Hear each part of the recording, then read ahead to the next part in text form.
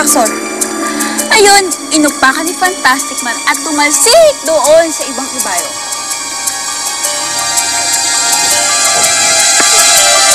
Teka. Huwag mo na kayo magsaya. Hindi pa tapos ang laban. At ang problema, na kay Lloyd pa ang kalahati ng binhi na kapangyarihan. Delikado pa ang mundo. Ano pang ginagawa natin? Di hanapin natin yung traidor na yon para matikman niya yung lupet ng mas pinalakas na Fantastic Man.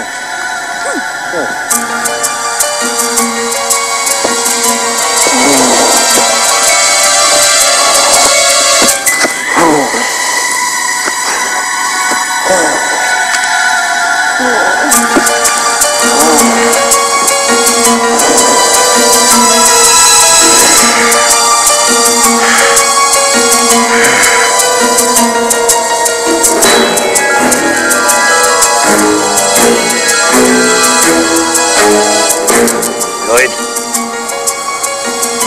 Kamusta, Jackson? Lloyd. Nasa iyo ang kapangyarihan ng binhi. Ibigay mo sa akin. Wawasakin natin silang lahat. Pinapatawa mo ako, Draxor. Bakit ko naman sisirain kung kaya ko silang gawin alipin? Walang hiya ka. Ako ang nagbigay sa iyo ng kapangyarihan. Salamat, Draxor. Pero kulang pang binigay mo sa akin.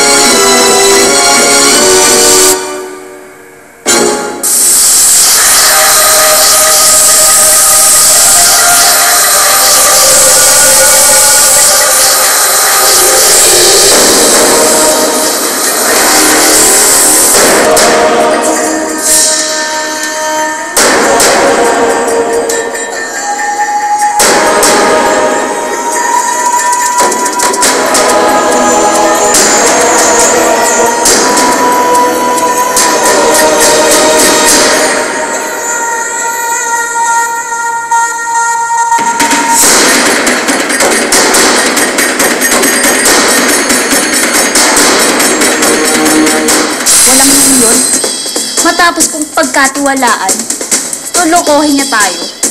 Pero nasa kanyang kalahati ng kapangyarihan ng binhi. At nasa akin naman ang kalahati. At siguradong hahanapin niya ang kabuuan nito.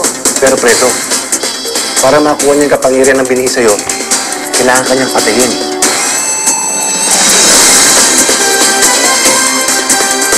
Si Lloyd! Oo, ako nga. Hoy, baliw.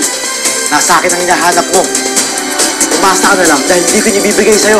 Tignan natin kung anong magagawa ng kayabangan mo. Kapag mawala sa'yo ang mga mahal ng buhay. Apo! Pedro! Tulungan mo ako! Hayop ka, Lloyd.